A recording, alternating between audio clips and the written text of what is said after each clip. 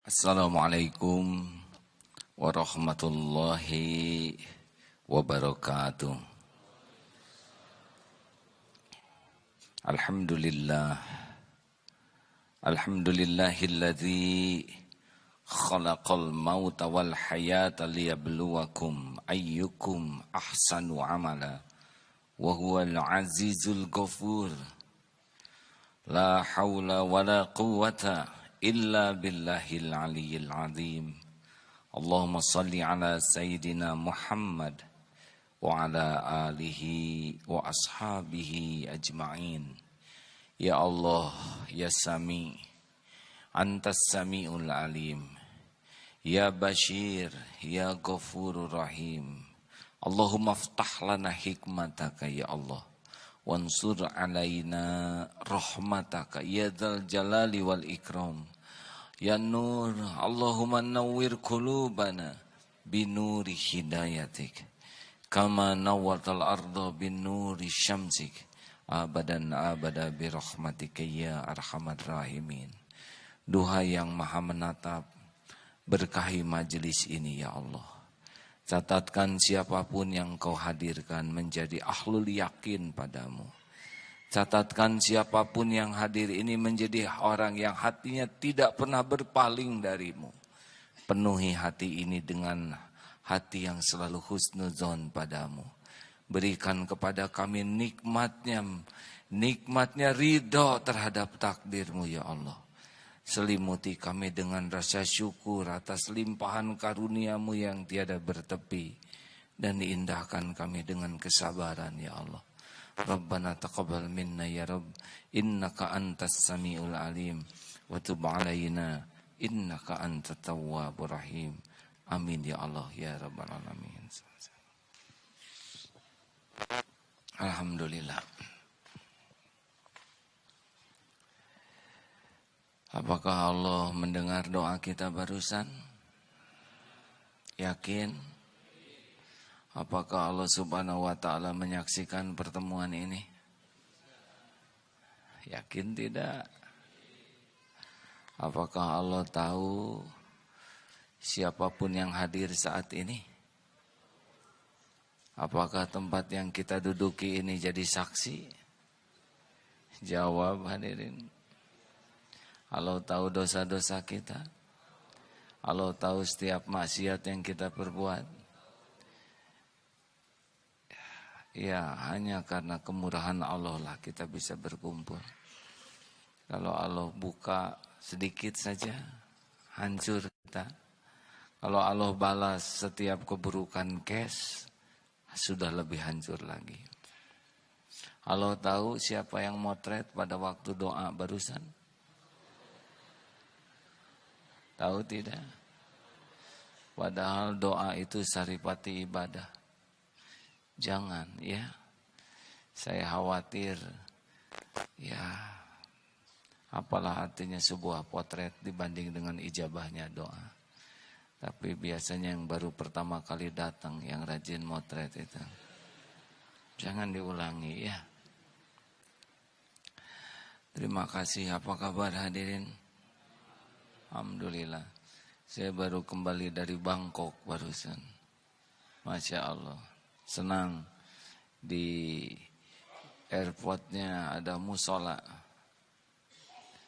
Dan di mallnya juga disediakan musola. Padahal di sana minoritas Islam. Alhamdulillah. Jadi kalau saudara keluar negeri tidak usah merasa gaya. Ya. Karena belum tentu jadi pahala. Apalagi di negara yang belum paham Islam, pakaian serba terbatas, musim panas lebih berbahaya lagi. Melihat suku manapun tetap saja ingat Allah penciptanya. Orang Thailand itu mutlak ciptaan Allah dan tidak memilih jadi orang Thailand. Tidak pesan lahir di Thailand. Kalau kita mendengar bahasanya, kita tidak boleh menertawakannya walaupun aneh. Karena setiap bahasa itu ciptaan Allah. Tidak ada yang menciptakan bahasa selain Allah subhanahu wa ta'ala. Jadi kita tidak usah gaya dengan bahasa Inggris, bukan orang Inggris. Yes, kita juga tidak usah minder dengan bahasa daerah kita, seakan kita orang kampung karena memang fakta begitu. Lihat orang yang tinggi besar juga, oh ini bikinan Allah. Pas tidak sengaja lihat di TV acara Smackdown. Ya Allah, Allah ciptakan badan tinggi, ada yang semeter 87, semeter 90.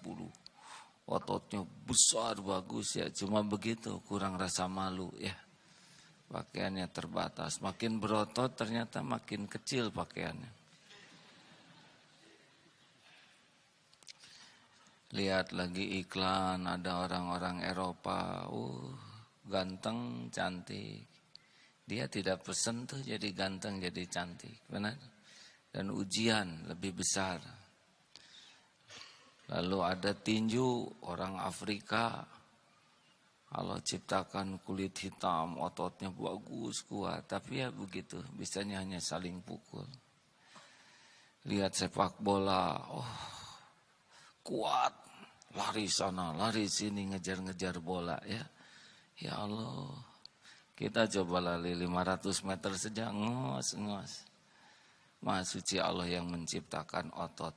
Jadi kalau lihat acara itu bukan senang acaranya, tapi lihat pertunjukan Allah menciptakan makhluk-makhluknya. Benar? Perkara gol mah gak ada yang aneh, sudah tertulis di Lauh Mahfudz ya. Gol kemana aja sok, terserah takdir Allah.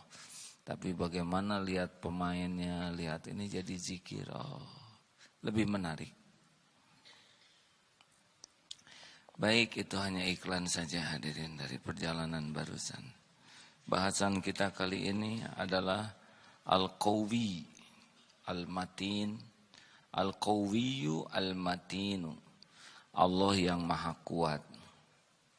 Nama Allah Al-Qawi yang maha kuat ini di Al-Quran ada di beberapa tempat, kecuali Al-Matin hanya tidak disebutkan kecuali yang tergabung dengan sifat Allah ya. Dalam surat Asy-Syura ayat 19, a'udzubillahi minasyaitonir. Allahu latifun bi ibadihi yarzuqu may yasha wa huwal qawiyyul aziz. Allahu latifun. Allah maha lembut terhadap hamba-hambanya. Dia yarzuqu may yasha. Allah memberi rizki kepada siapa saja yang dikehendaki. Kalau mendengar rizki jangan kebayang gepokan uang ya. Itu terlalu primitif hadirin. Atau langsung bakakak ayam gitu. Rizki itu luas sekali. Coba kalau ada genteng jatuh tidak kena jidat kita, untung atau rugi? Untung gak kena jidat, itu rezeki hadirin. Jadi kalau ada orang digigit anjing di sebelah kita ya, hanya selisih beberapa senti dengan betis kita. Allah yang geser, padahal mungkin tulang kita lebih menarik bagi anjing. Bisanya kita berkumpul begini, rezeki ini lebih daripada gaji. Di sini dapat rahmat Allah, dapat ilmu, dapat ampunan. Kalau gaji ya hanya bagian lihat sebentar dan sampai rumah sudah dibagikan lagi. Tapi ilmu lebih besar. Zikir itu rezeki yang paling besar. Kalau orang selalu ingat ke Allah, itu sudah topnya rezeki. Yang paling top rezeki adalah sambil duduk begini, yakin ini Allah sedang mendengarkan, Allah sedang memperhatikan, Allah sedang menyimak, Allah tahu apa yang ada di hati. Itu rezeki, itu sudah top. Kalau sudah begitu sudah tidak pernah kesepian, tidak gampang jengkel. Wa huwal qawiyyul aziz, dan dialah Allah yang maha kuat lagi maha perkasa. Jadi Al-Qawi ini maknanya tidak ada sesuatu apapun yang bisa melemahkan Allah. Begini hadirin, ya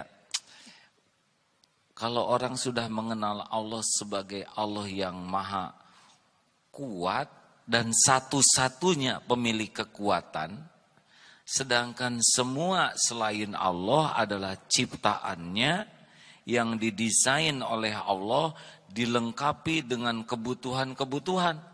Seperti kita ini tidak bisa kuat asli nih.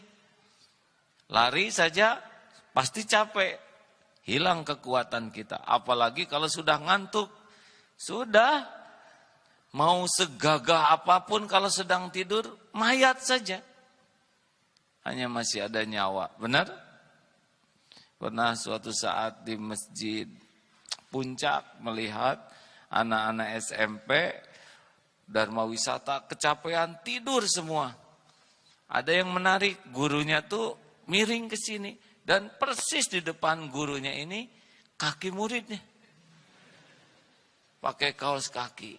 Kalau lagi bangun bisa ditempeleng ini ya, tidak sopan, tapi karena tidur tetap saja dinikmati ya.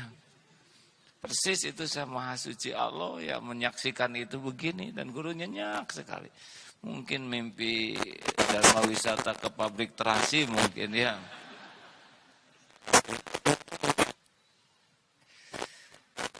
Di pesawat kelas bisnis pernah lihat ada yang duduk pakai kacamata hitam, suami istri.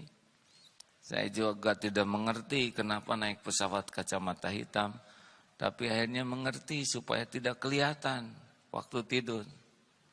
Tapi tetap kelihatan. Kenapa? Karena tidak bawa kaca mulut, ya.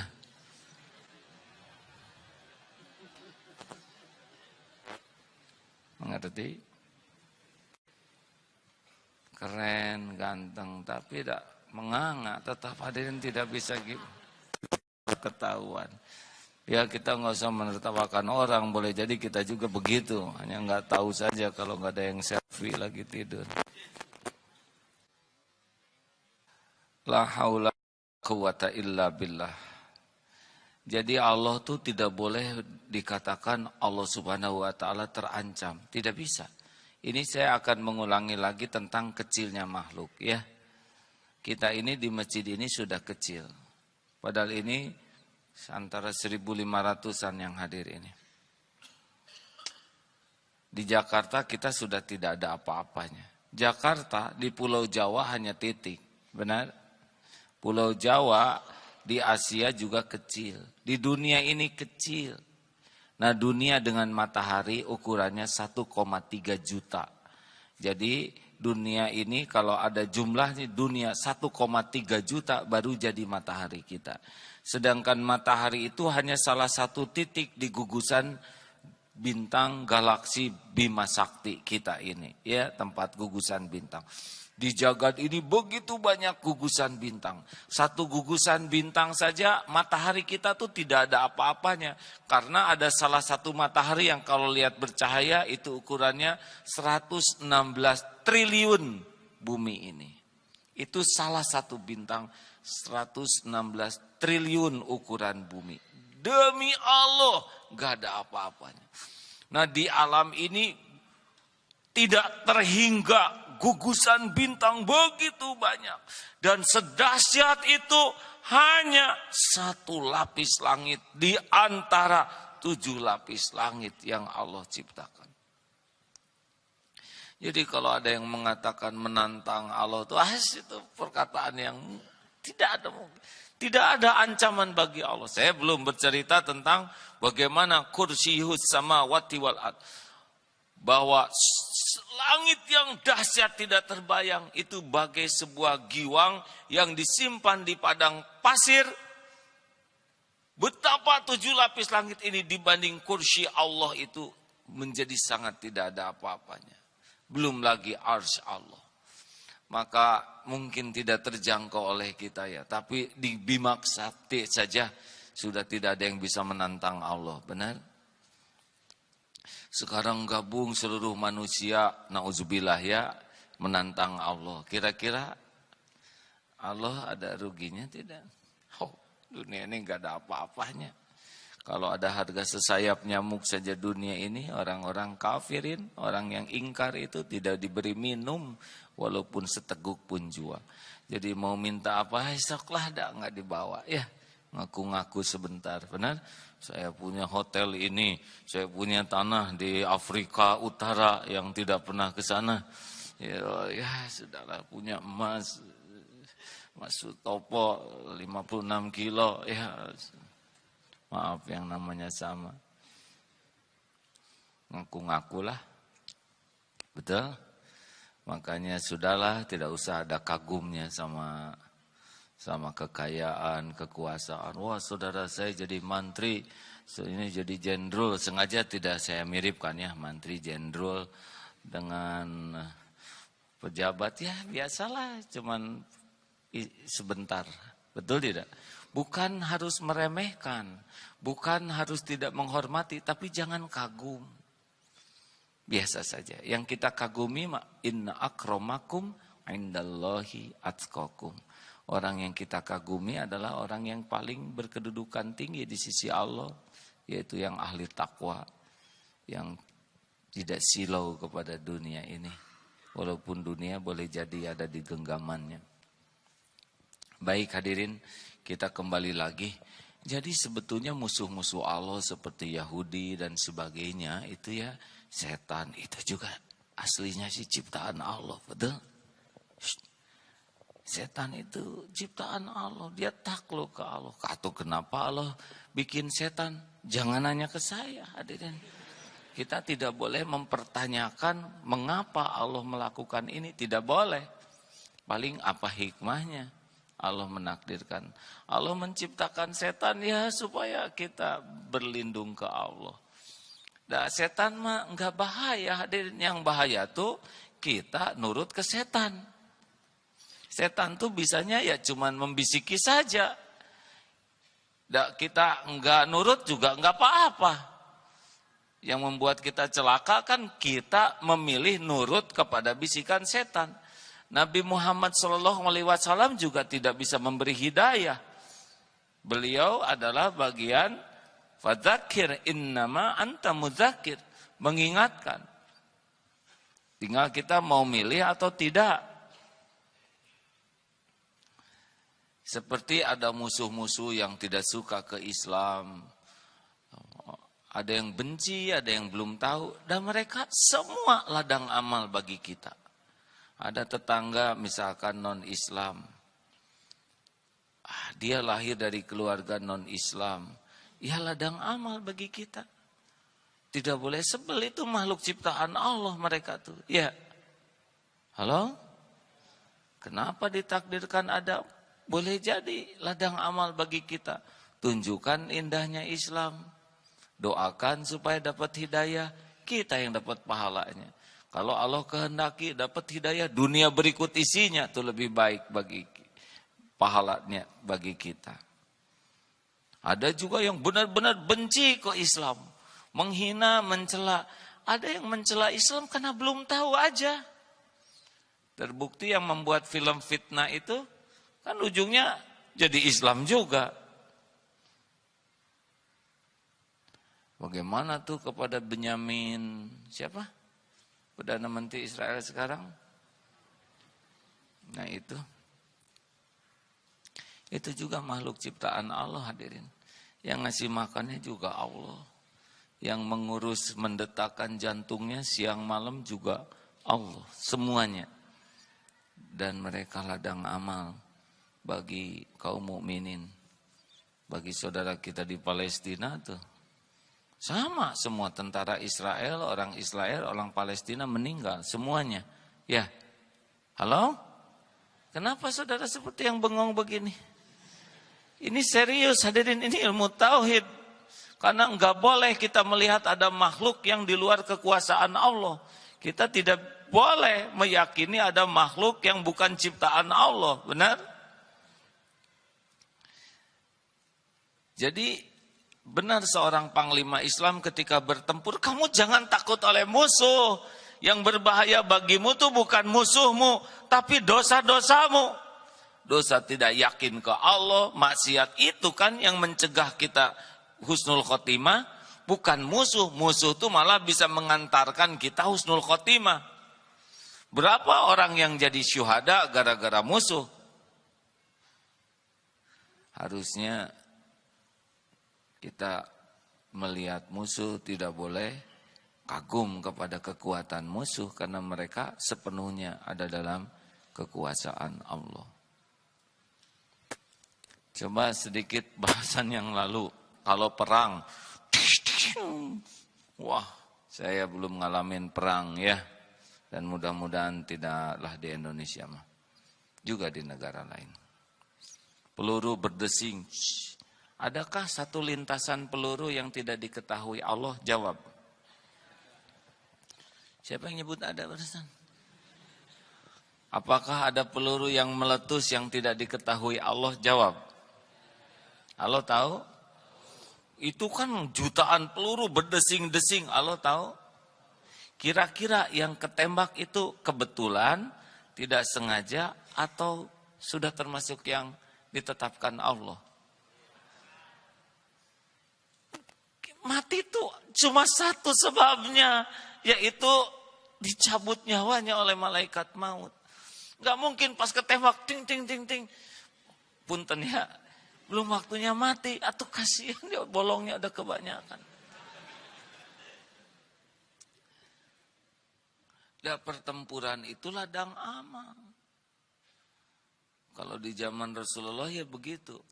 Dengan adanya musuh, ini bisa dapat pahala syuhada. Jadi tidak boleh takut kepada kekuatan musuh, tapi takutlah kalau kita berlumur dosa sehingga tidak mendapatkan pahala perjuangan ini. Semoga Allah memberikan kedamaian ya. Saya kalau lihat peperangan gitu teh, memang kelihatannya mah seperti keren ya perang, tapi aslinya mah aduh banyak sekali kerusakan.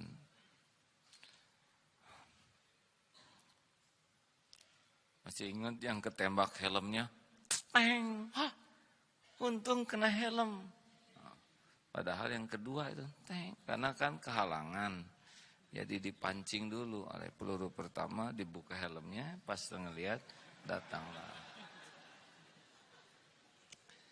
Memang yang kedua rezeki dia, ya. Kita harus yakin semuanya ada dalam pengetahuan Allah. Adakah orang yang rapat rahasia, diam-diam tidak diketahui oleh Allah? Jawab hadirin. Tidak ada, semuanya ketahui. Bahkan bisik-bisik sampai kedengaran sama yang dibisikinya. Allah tahu? Tahu tidak? Tahu. Mereka di ruangan gelap ya, sampai enggak tahu di ruangan itu ada siapa. Allah tahu? Tidak ada gelap, tidak ada terang bagi Allah, semuanya milik Allah. Oh, katanya ceramah ada intel, ya enggak apa-apa. Kalau enggak ngintelin, kasihan enggak dapat ceramah ya. Ada juga yang mengatakan suatu saat nomor telepon dicek, wah telepon ini ada yang nyadap, bagus lah. Supaya tiap hari dia ngedengerin tausiah ya. Apa yang perlu kita takutin? Nah hadirin sekalian, kalau Allah nolong kita, in yansurkumullahu fala ghaliba lakum. Jika Allah yansurkumullah menolongmu, ya maka tidak ada yang bisa mengalahkanmu. Pasti itu. Ya. Dan jikalau Allah wa in yakhdulkum famandalladzi yansurukum min ba'di.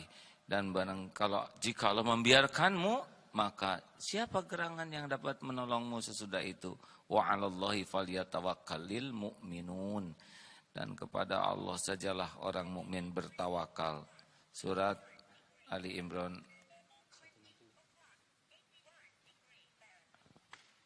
saya Inggris nih, enggak usah ke 28. Baiklah, sampai di mana tadi?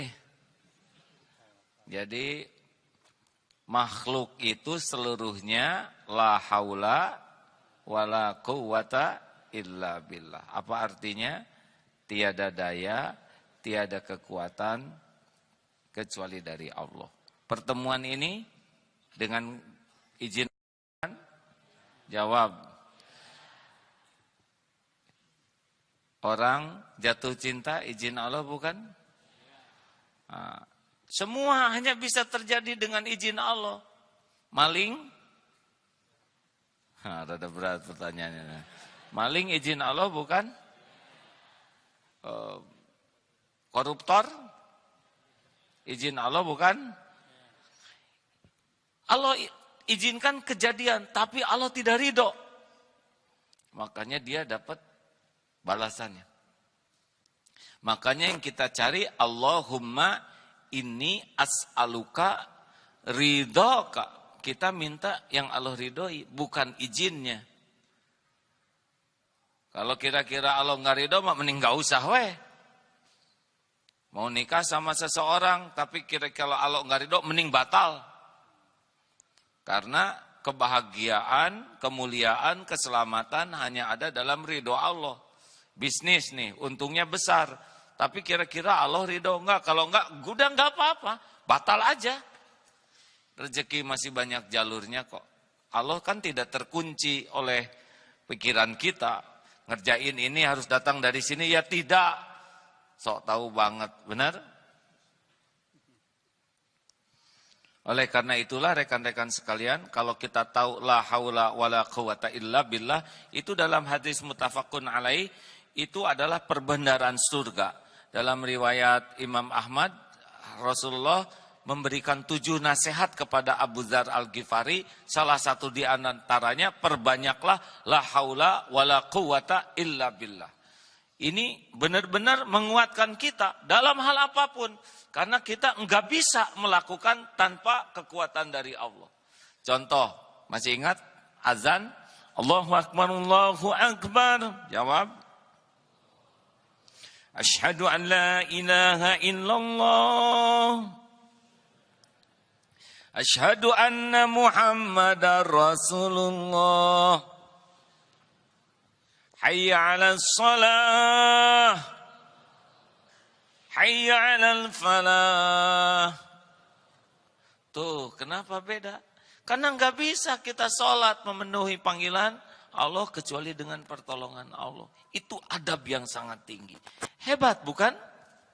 Makanya barang siapa yang keluar dari rumah dan berdoa, Bismillahi tawakkaltu 'alallahi la haula wa la quwata illa billah hudita wa kufita wa wuqit. Maka dikatakan kepada orang yang berdoa seperti itu akan diberi petunjuk, akan dicukupi, akan dipelihara oleh Allah. Sampai setan bilang, gimana kita mau menyesatkan yang ditunjuki, yang dipelihara dan dijaga oleh Allah. Makanya jangan mau keluar dari rumah kecuali dengan doa itu. Ya, Bismillahi tawakkaltu 'alallah. Dengan nama Allah saya bertawakal kepada Allah, ya tiada daya, tiada kekuatan kecuali dari Allah. Dalam hal apapun, nyari sendal. Sendal sekarang di sana, kita lihat ke sini enggak akan ketemu itu. Nah, maaf ya Allah, yang gini-gini aja nanya. Ya itu di mana? Dan semuanya juga hanya Engkau yang bisa menggerakkan. Yang ini bukan, kata teman. Alhamdulillah, udah nyaris takar kebak. Tiba-tiba dari belakang, yang ini bukan. Siapa yang ngegerakin beliau bawa sendal kita? Nyari parkiran lah, haula wala quwata illa billah. Ya Allah, jangan di mana ya, kuno kata-kata itu. La haula wala quwata, ya Allah, tiba-tiba itu pas mundur. Kebetulan, gak ada kebetulan. Allah yang menggerakkan, harusnya alhamdulillah, terima kasih ya Allah. Diatur, kita lihat sini. Ada kalau mengkol ke sini leher kita enggak lihat, benar? Diatur. Mending ngepas ya, harus ke Allah itu. Enggak ada kebetulan, enggak sengaja. Apalagi ngaku-ngaku, siapa dulu dong yang nyetirnya. Ujub. Padahal justru dia yang jadi masalah tuh ya. Nah, alhamdulillah. Enak hadirin. Mau naik taksi, naik angkot, la haula wala quwata illa billah. Karena hanya Allah yang tahu supir yang baik, yang akan kurang baik. Kita wallahu alam. Benar? Allah tahu tidak? Bismillahirrahmanirrahim. La haula wala quwata illa billah. Terus begitu karena tidak ada nih. Dalam hal apapun termasuk latihan memanah, jangan masuk ya. Daripada ngomong gitu ya. Enggak jadi amal lebih baik, la haula wala quwata illa billah. Masuk. Tuh kan, jangan gitu, alhamdulillah. Nah pasti dengan izin Allah panahan itu masuk. Benar? Nah hadirin sekalian, lihat sekarang orang, wah ini mah susah nih tugas akhir dikerjakan, dosennya susah ditemui. Atau andalkan Allah yang membulak-balik hati dosen, benar? Ya Allah, sholat sunnah 2 rakaat mau bikin tugas akhir, wahai Allah. Hanya Engkau yang menggenggam lahir batin Pak dosen ini. Kata orang dosen ini killer and the kill. Tapi saya tidak akan mau mengatakan itu karena udah barusan. Ya Allah, ampunilah dosen ini. Kalau susah ditemui pasti ini dosa saya. Memang saya suka mempersulit adik-adik saya. Ya Allah, astagfirullah. Saya juga suka mempersulit teman-teman saya. Sekarang dibalas jadi dosen susah, ampun ya Allah. Apa sulitnya sih bagi Allah membuat dosen yang mau pergi tiba-tiba mules ya? Yang tadinya enak lihat wajah kita tiba-tiba. Sebetulnya saya tuh enak lihat saudara-saudara tuh ya. Tapi hari ini kenapa jadi prihatin begini ya? Gampang bagi Allah, benar? Itulah sebabnya kalau saudara jatuh cinta tidak usah lebay ya. Rayuan-rayuan gombal dan sebagainya enggak ngepek hadirin. Karena Allah yang ngebulak-balik hati, betul? Wow, bunga dengan dipersembahkan, itu jangan terlalu begitulah. Nanti oleh Allah digerakkan aja kompetitor lain bawa pot, kan kalah gitu ya enggak? Serius hadirin, ya tenang aja. Bagaimana Mbak? Menerima tidak saya berniat menikahi? Maaf ya Mas, saya tuh entah gimana enggak ada rasa sama sekali. Enggak usah tersinggung. Jadi enggak ada ketertarikan, enggak Mas, jadi dingin aja gitu.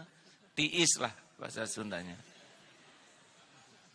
Itu kan Allah yang ngebalikin hatinya, benar?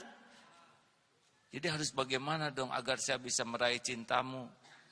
Tobat Mas, tobat ya. Hanya Allah yang menggenggam hati saya. Kalau saya enek aja seperti sekarang saya dengar telepon ini aja mual Mas di sini tuh.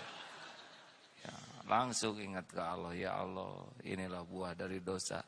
Emang saya tukang maksiat, naksir sama Hafizoh, kelakuan mata laksana wah enggak ngepek, astagfirullah, enggak level ya Allah, astagfirullah.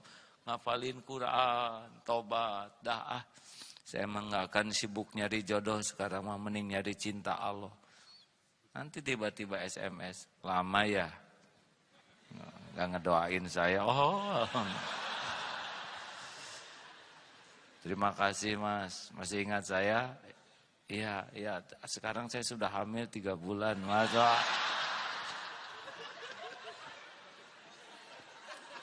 Doakan. Kalau masih ngejeblak berarti masih penantian ya.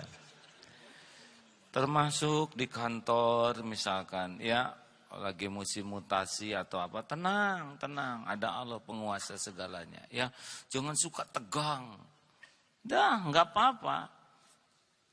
Enggak perlu ambisius terhadap sebuah jabatan, belum tentu itu yang terbaik. Benar? Allah tahu kapasitas kita. Intelektual, wawasan, keilmuan, keterampilan, kekuatan iman. Allah tahu kadar kita menghadapi uang.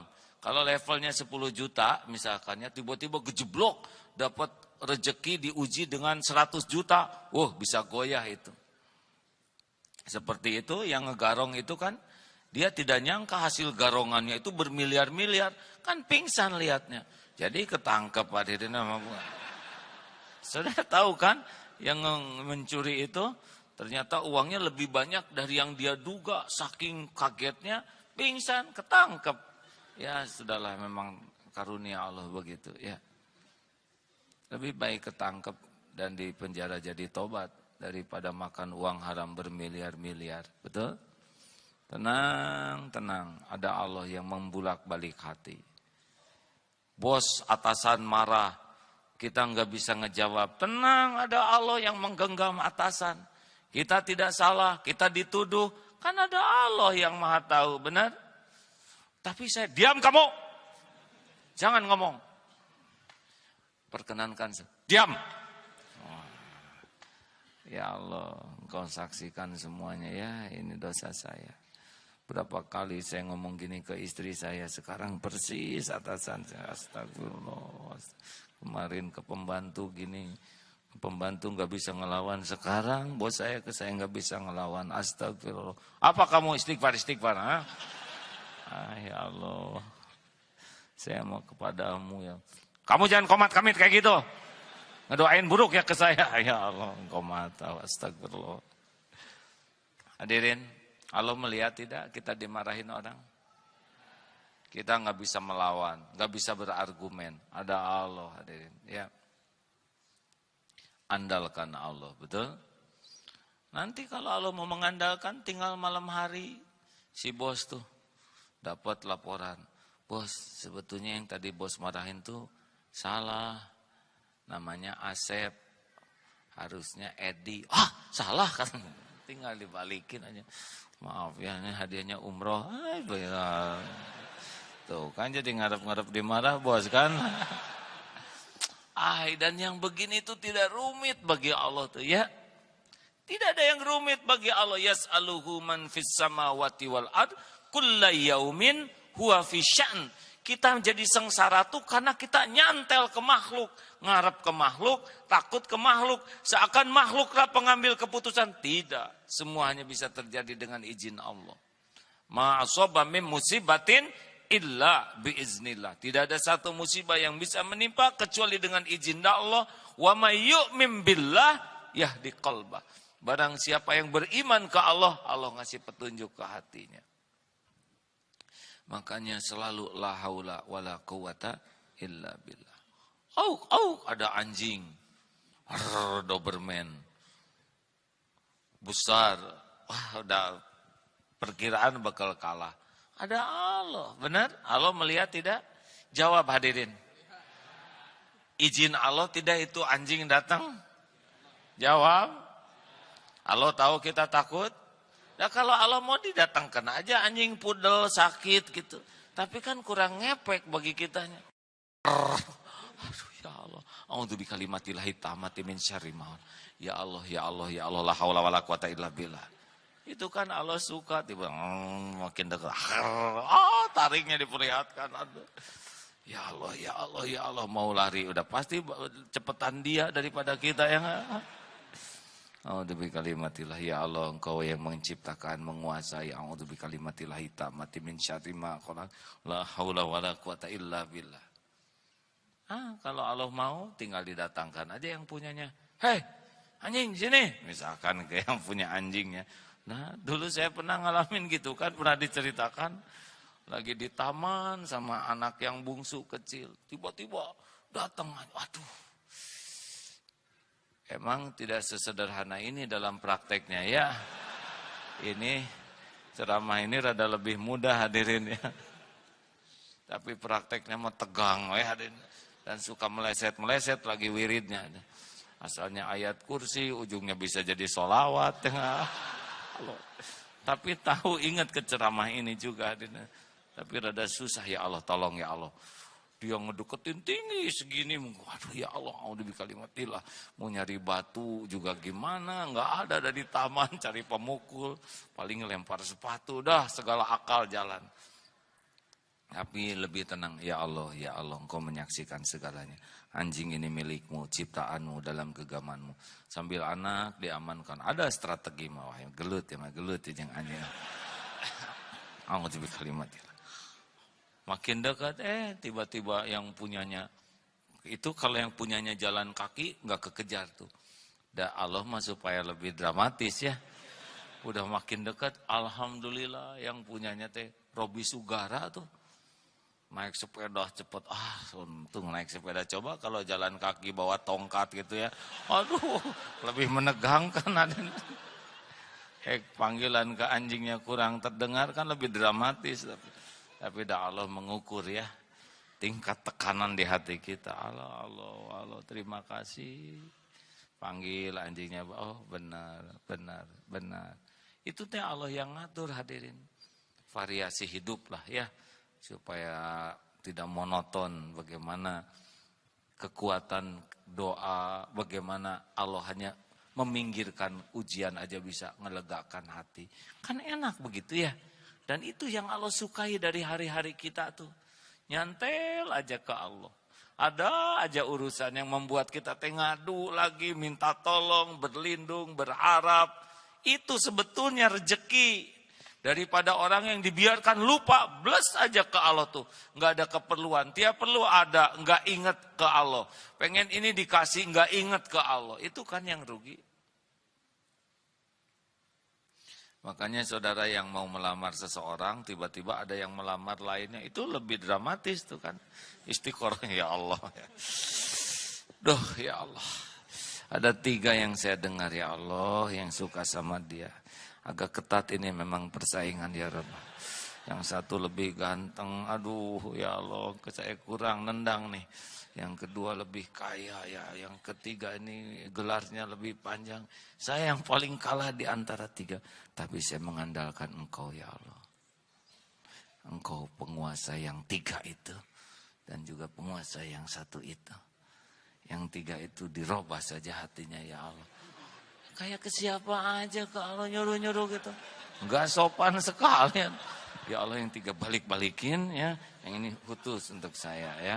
Lalu calon mertua bukakan hatinya supaya lengkap dengan deposito untuk rendahan sekali itu hadirin ya. Ke Allah tuh kayak ke siapa aja, bukan memerintah doa tuh. Ya Allah, ampun, ampun. Terserah padamu. Kalau baik untuk dunia akhirat saya monggo. Kalau kurang baik atau diatur supaya jadi baik ya Allah.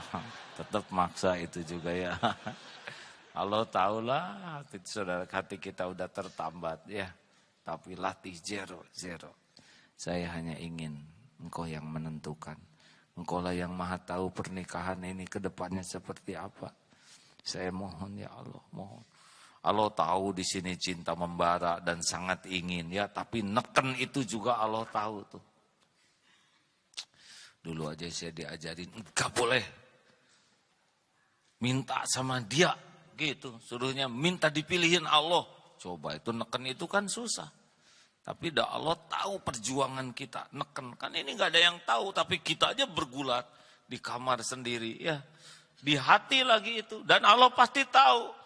Wa asiru qaulakum awijharu bi innahu alimum bidati sudur. Surat Al-Mulk ayat 12. Mau engkau rahasiakan, wa asiru qaulakum, kata-katamu mau engkau jaharkan, innahu alimum bidati sudur. Allah tahu isi hati. Makanya enggak usah risau dengan keinginan ya, Allah tahu keinginan kita. Benar? La haula wala quwata illa billah. Apa hikmah dari Al-Qawi?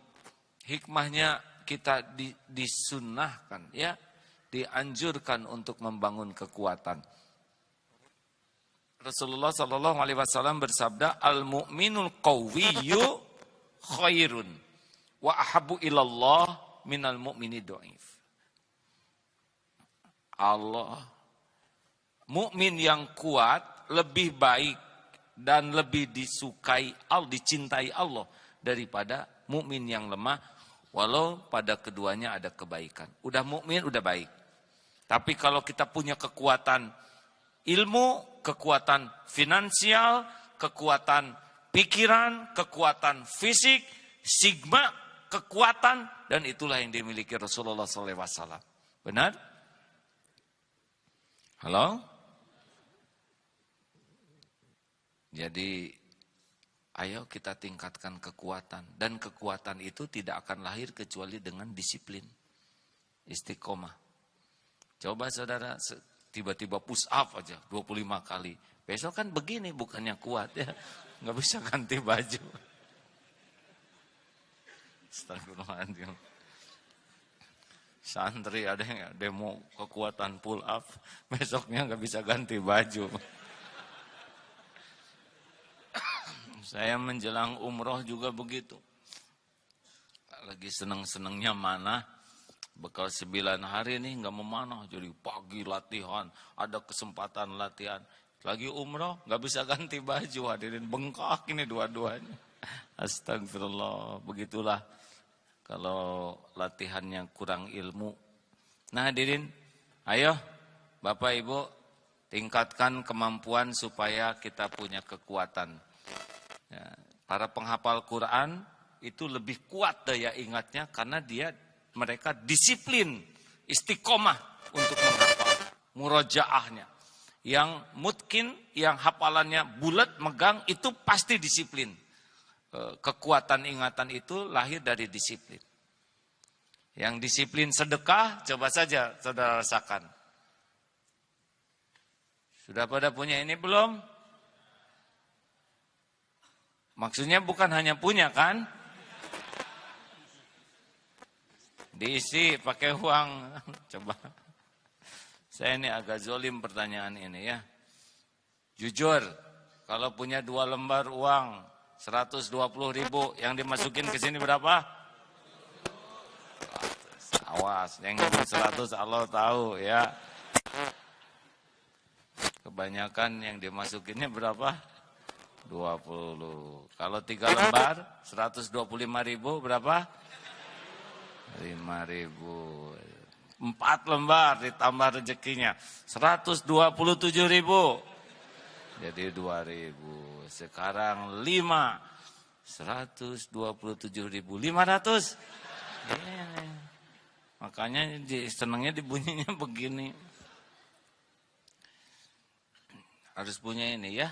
Saudara, tingkatkan kekuatan finansial saudara dengan sedekah. Serius hadirin? Tidak akan pernah bisa miskin orang yang sedekah.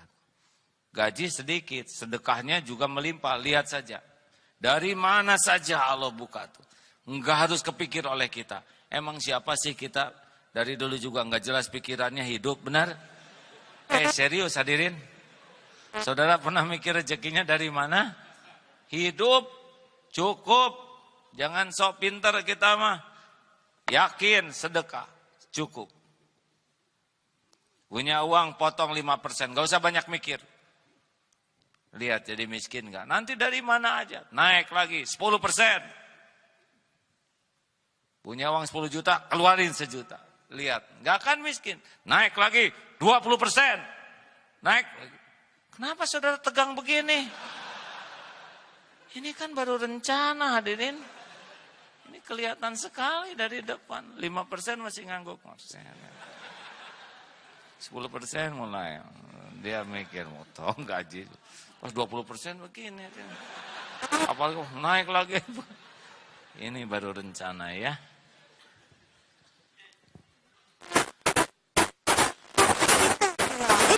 Saya mah rada gampang kalau ada rezeki tambahan tuh. Tinggal kayak bolu. Gitu aja.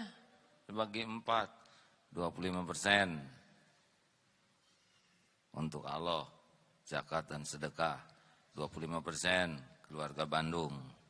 25% keluarga Jakarta. 25% bekal saya bayar cicilan-cicilan ya. Ongkos dan semua beres.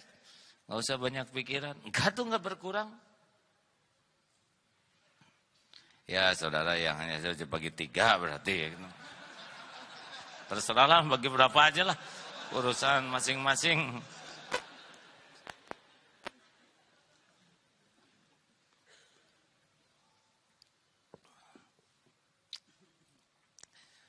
Dan kalau belanja-belanja gitu ya, jangan mikir antara uang dan barang, tapi itu yang pedagang itu hamba Allah tuh. Apalagi orangnya terbatas gitu ya, udah jangan ragu-ragu, kan beliau juga hamba Allah, perlu makan, perlu buat bayar anak sekolah, perlu buat kontrakan, betul tidak? Jangan hanya mikir, waduh ini kalau ada ya nggak apa-apa. Nanti juga ada lagi kok. Betul? Mana? Bapak kan sudah agak lama ya di dunia Pak. Maaf udah berapa tahun Pak? 54 tahun? Kecek setahun dong dengan saya sudah sama lamanya Pak. ada lagi kan Pak? Ya alhamdulillah saya dititipin keluarga 2, anak 11. Gak bisa ngebayangkan tuh pengeluaran tiap bulan tuh.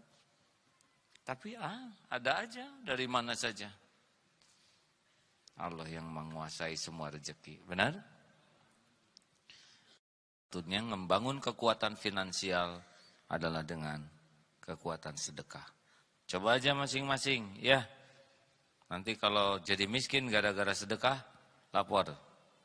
Ya, cukup lapor saja ya. Fisik, ayo kita tingkatkan kekuatan fisik kita. Saya mohon maaf cerita pribadi boleh? Usia saya 53 tahun lebih. Lahir tahun 62, 29 Januari. Dulu senang olahraga, zaman menwa, resimen mahasiswa dan sebagainya. Tapi sesudah 40 tahun sibuk ya. Usia 44, 43 masih terjun payung, masih senang terbang, masih ada lah. Tapi sesudah 45 ke sini, mulai asam urat, kolesterol, maunya dipijit aja ini. Makin kurang olahraga. Kalau mau tidur tuh sudah pakai balsem sini ya. Suka ngobrol. Dulu kita kalau tiap ketemu nenek-nenek mau tidur selalu bau PPO, bau balsem. Sekarang kita ya. Jadi merasa saya udah tua nih. 53 tahun. Sudahlah, sudah babak akhir ini dalam hidup. Tapi pas lihat sejarah Rasul, ternyata Rasulullah tuh 54 tahun, itu pertempuran pertama. Baju besinya 2 lapis, pedangnya 1,5 meter, belum helm, fisiknya kuat. Sampai usia 63 tahun, atletis badannya. Tidak gemuk, tidak kurus. Wah, tahu begitu jadi panas tuh. Gak mungkin Rasul pakai balsam tiap mau tidur gini. Dikit-dikit dikerok ya. Selalu banyak alasan. Lari 500 meter. Enggak begini nih, pasti ada yang salah. Akhirnya konsul ke seorang yang ngerti tentang olahraga. Sekarang tes fisik saya bagaimana? Perut. Oh, ini kegedean perutnya. Sudah tahu Pak, ya enggak usah. Umur segini bisa tidak diservis ini? Bisa. Ini kan masalahnya cuma tidak termotivasi untuk menjadi lebih baik. Ini pasti rentan, daya tahan kurang dengan fisik begini, kadar lemak begini, ini pasti enggak enak hidup begini. Cirinya pas bangun tidur pasti enggak fresh. Jadi harus bagaimana? Ya sudah bikin program. Pola makan diatur, pola istirahat, pola hidup ya. Olahraganya. Alhamdulillah tuh hadirin. Umroh kemarin betul-betul dengan izin Allah ternikmati. Karena kan target sehari 10.000 langkah. Sekali umroh tuh 14.000. Di Bangkok kemarin 21.000 hadirin. Ya. Semangat aja, kurang jauh nih, kurang jauh. Tapi pulangnya seperti biasa, diurut lagi hadirin. Nah hadirin sekalian, alhamdulillah. Ternyata Allah memberikan kekuatan banyak pada diri kita. Saum ditingkatkan. Karena saum itu kan kalau sudah 12 jam namanya ada autofagi. Jadi sampah-sampah protein bekas tua di sel kita itu sampah-sampahnya. Kalau kita saum itu pada jam tertentu puncak saum itu akan terjadi proses pendaur ulangan protein yang nggak kepakai, yang sudah rusak, sampah-sampah didaur ulang. Allah ciptakan tuh mesin di sel kita. Kalau udah saum tuh kita ada lagi tenaga, gaya itu si sampah didaur ulang. Udah mengirit dengan saum, betul? Tidak banyak kerjaan. Pagi, siang, malam. Udah gitu badan jadi lebih fresh, sampah hilang, Masya Allah.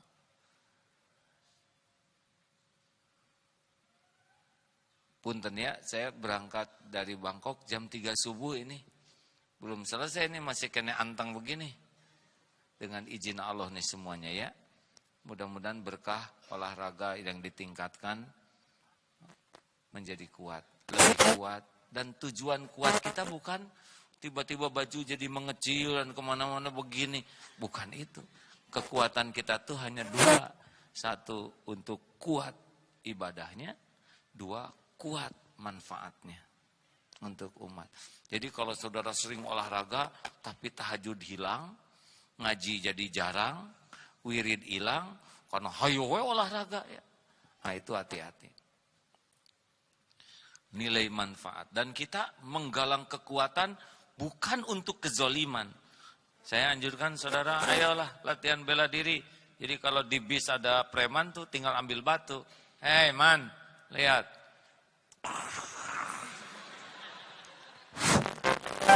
Milih man, tobat atau kepala yang kayak gini. Astagfirullah, astagfirullah. A'udzu bikalimatillahi tammat. Senang kan begitu? Di Darut Tauhid sekarang sedang digalakan 3 olahraga sunnah Rasul. Supaya olahraga dan dapat pahala. 1, berkuda. 2, berenang. 3, olahraga. Hikmah. Mau nyoba berkuda? Mulai dari yang itu saja dulu, yang paling sederhana kudanya ya. Saudara jangan nyebut kuda lumping, memalukan. Kalau kuda lumping kita yang berkuda, kita yang capek ya. Contoh ya, latihan berkuda itu sangat membantu menguatkan keberanian. Berkuda tuh ada yang semangat tapi belum tentu berani. Wah lihat kuda, pas lihat kuda belum tentu dia berani naik ya. Dan meningkatkan keberanian berkuda tuh. Meningkatkan kemampuan bekerja sama. Karena kuda dengan penunggangnya harus kerjasama. Ya, sekarang kita lagi lari terus kudanya berhenti, kan kita sendiri yang loncat. Itu tidak bagus, hadir. Atau kudanya mau lari, kitanya nggak mau, nggak bisa turun. Ya, ini serius hadirin. Tidak mudah berkuda. Lalu kepemimpinan. Kepemimpinan berkuda tuh kita yang mimpin, ya, bukan kuda yang mimpin. Kalau kuda yang mimpin repot hadirin, Masya Allah itu. Lalu kemampuan, karena kuda beda dengan kendaraan bermotor. Kuda tuh punya perasaan. Bagaimana kita dengan yang kita pimpin tuh matching perasaannya. Ini menarik hadirin ya. Kuda kalau diusap senang dia. Dan dia tahu ini kasar, kalau kita kasarin dia bisa kasar. Tapi kalau kita benar-benar sayangnya betul, kuda juga ngerti. Luar biasa ini. Kuda juga melatih ketahanan fisik ya. Coba saja saudara ancul-anculan begini ya. Besok menarik ya. Mau latihan berkuda? Oh harus ya. Sebelum meninggal nanti setidaknya lah. Tapi memang ada yang dituntun, itu mah rada kurang wibawa hadirnya. Pemula bisa memanah. Itu juga sangat membantu konsentrasi. Semua sunnah Rasul itu pasti lebih daripada sekedar fisik. Benar? Oh ada lagi, kuda tuh ya. Kuda itu bertasbih. Kalau kitanya sangat senang berzikir, nyambung tuh hatinya. Kuda tuh yusabbihu lahu ma fis samawati wa ma fil ard. Bertasbih kuda tuh. Jadi kalau kitanya senang bertasbih, kuda juga bertasbih. Dan mengusap kuda tuh enak ya lehernya. Kalau naik motor kemudian diusap kan mesinnya beda ya. Memanah. Memanah juga kekuatan fokus. Fokus memanah tuh hadirin. Kalau orang sudah terbiasa fokus begitu kena. Tapi ada yang nonton nggak kena. Fokusnya berubah. Apalagi ada yang nyorakinya, wah ini calon suami. Oh bisa kemana-mana itu panahnya, yang bisa memanah dia bahkan. Hadirin sekalian, banyak. Nah, ayo kita bangun kekuatan seperti itu ya. Olahraga yang punya nilai sunnah, nilai ibadah, nilai zikir. Apalagi berenang ya, hanya berenang harus syar'i. Usahakan jangan sampai berenang, bukan badan memang jadi kuat, tapi iman melemah ya. Begitulah. Apakah ada yang bisa terjadi kalau Allah tidak menghendaki? Jawab. Semua yang hadir mau memberikan satu butir kurma saja.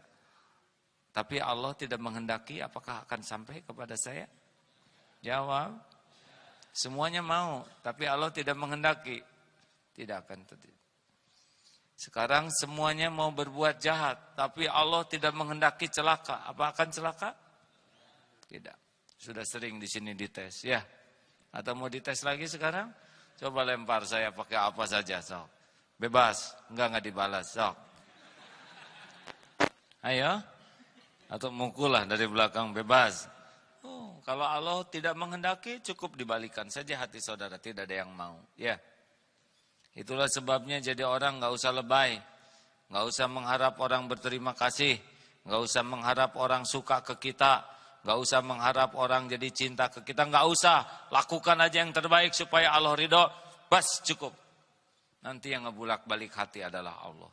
Mungkin hari ini, besok masih takdirkan jengkel, marah. Tapi kalau Allah mau ngebalikin jadi sayang, ya sayanglah.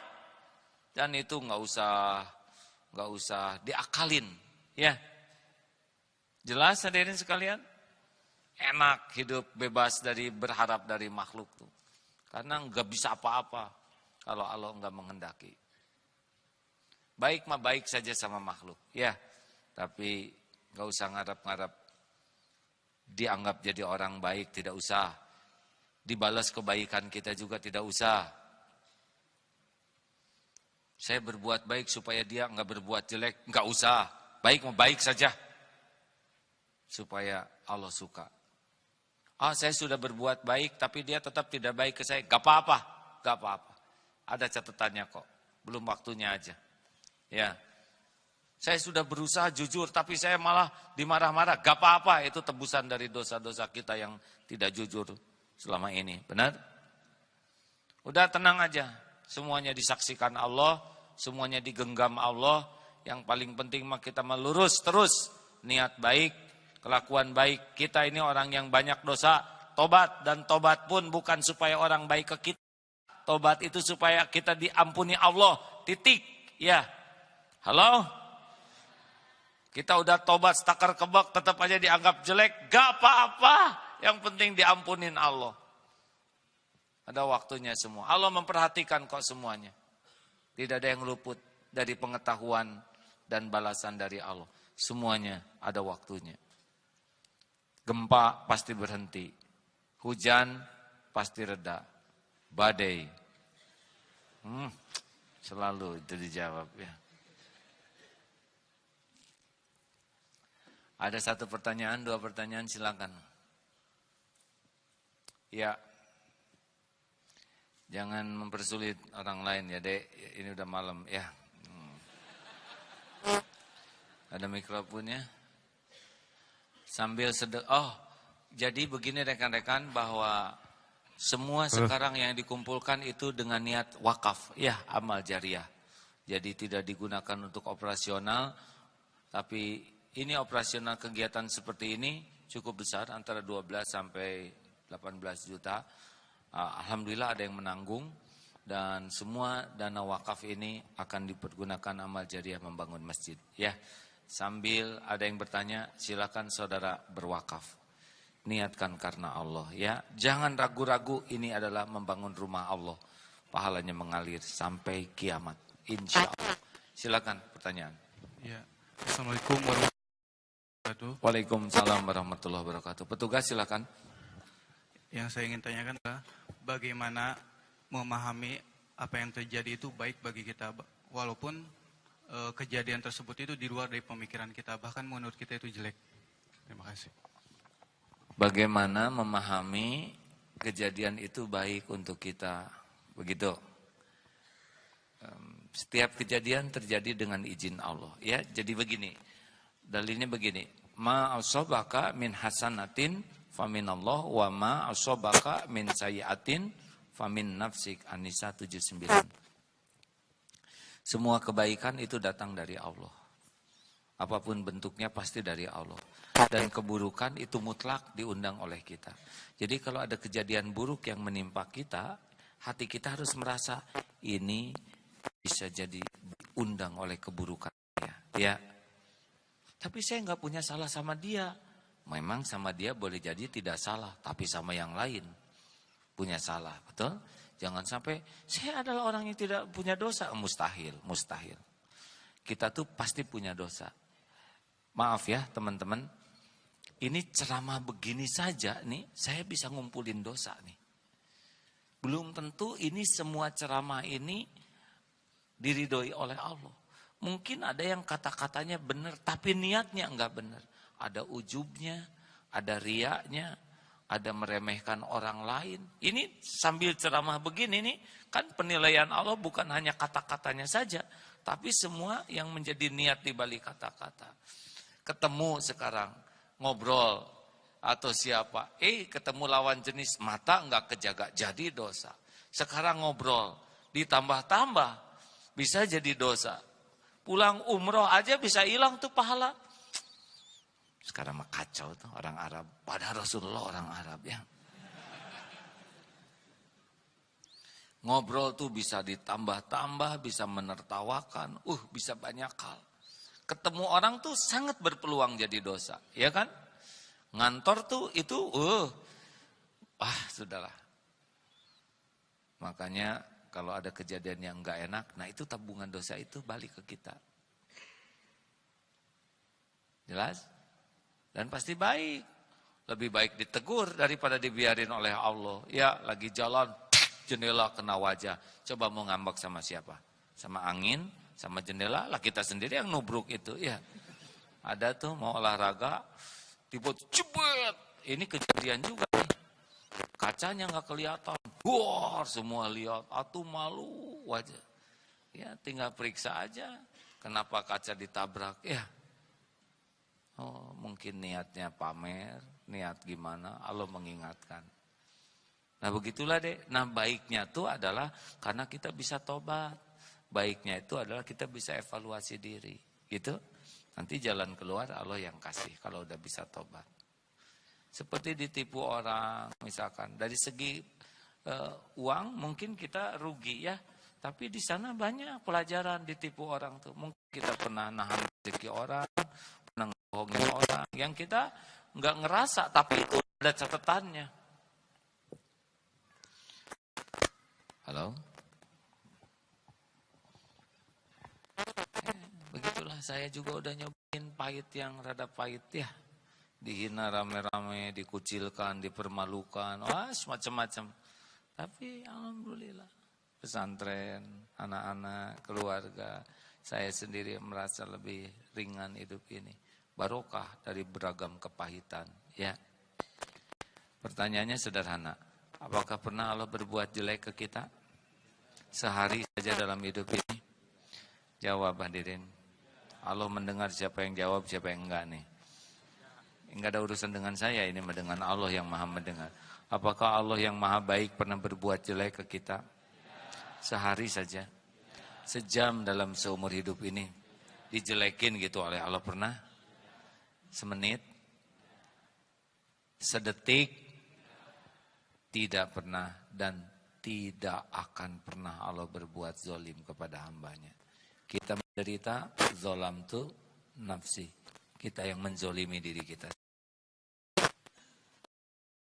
Taubat ajalah. Dan persoalan gak bisa dipecahkan dengan sok pinter, strategi, ribetnya. Apalagi yang istrinya lebih dari satu, gak usah banyak strategi lah. Taubat tuh ya.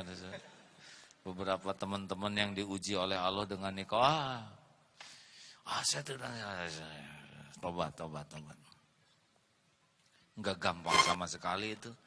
Bisa itikaf tiap hari itu hadirin. Ya, sangat tidak mudah ya. Udahlah, jangan banyak mikirin takdir orang, urus saja diri sendiri ya. Dan gak usah ingin seperti orang lain, inginlah menjadi orang yang dicintai Allah, dah titik. Pertanyaan kedua terakhir. Ahwat satu, ya, cukup mas ya. Bagaimana kapan kita bisa umroh sama-sama? Desember atuh. Minta sama Allah ya. Kita Desember dapat keringanan tiket pesawat Garuda, potongan agak besar. Mudah-mudahan bisa lebih murah. Hotel yang lebih murah dan bis yang murah, mudah-mudahan nanti murah tapi bisa dipertanggungjawabkan ya. Karena ada yang murah tapi nggak nyampe juga ini nggak nyampe. Desember insya Allah minta ke Allah ya. Kalau Allah mau gampang. Silakan. Assalamualaikum warahmatullahi wabarakatuh.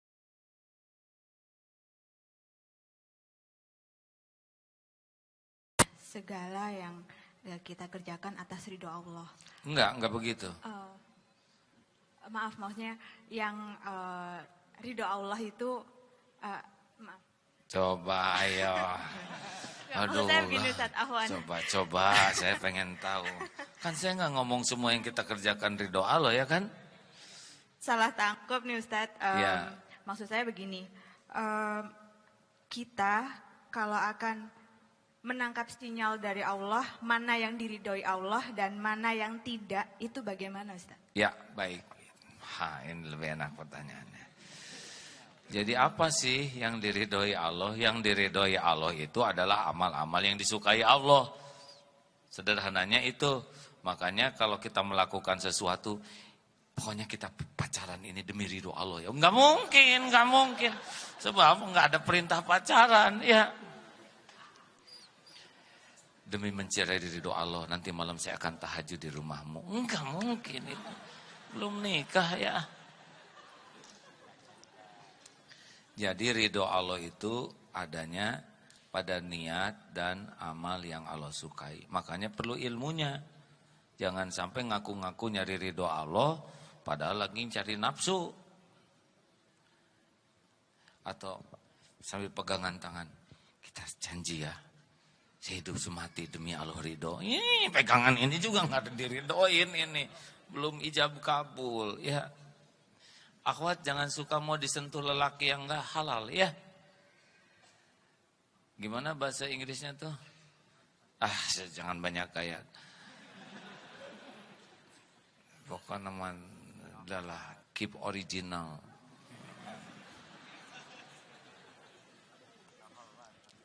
Dengar. Apa cirinya dosa? Dosa itu dua cirinya. Satu, gelisah. Dan yang kedua, takut ketahuan orang. Jadi kalau kita melakukan sesuatu yang Allah tidak suka, Allah tanam di hati kita tuh gelisah. Enggak enak, enggak tenang, galau. Dan takut ketahuan orang. Nah itu udah ciri-ciri itu. Kita tidak dalam track yang benar. Kayak lagi marah itu kan enggak enak sekali. Masih ingat bagaimana Umar bin Khattab, ada yang protes ke Umar bin Khattab. Boleh saya ceritakan ini dikit lagi? Saya suka ini ya. Jadi ada sahabat Nabi dimarah istrinya. Wah, sakit hati suami ini. Saya laporkan kamu sama Amirul Mukminin. Sama suami ngomong kayak gini. Akhirnya datang aja ke Amirul Mukminin. Ternyata Umar bin Khattab sama lagi dimarah istrinya ya.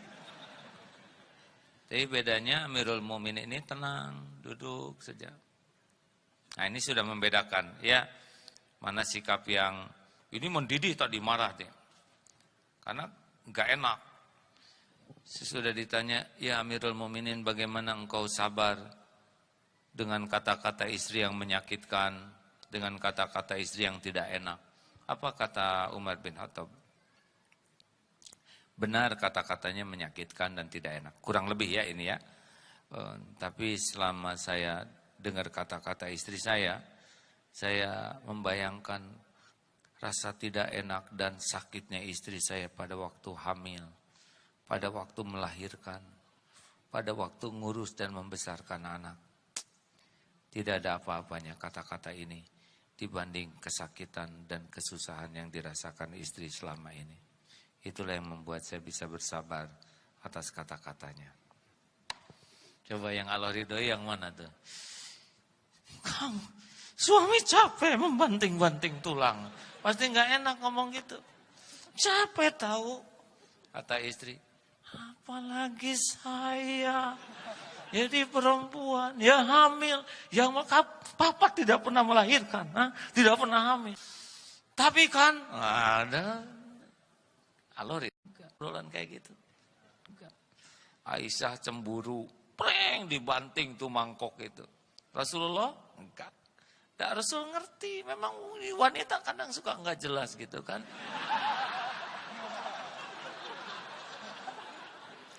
Kadang ya. Ada yang sering kadang-kadang itu. Prank Rasulullah mah udah emang Aisyahnya waktu itu juga masih sangat muda ya. Pungut aja mangkok itu, bersihkan. Udah selesai. Terima kasih saling sapa yang sudah menyiarkan langsung acara ini. Sekian hadirin. Assalamualaikum warahmatullahi wabarakatuh.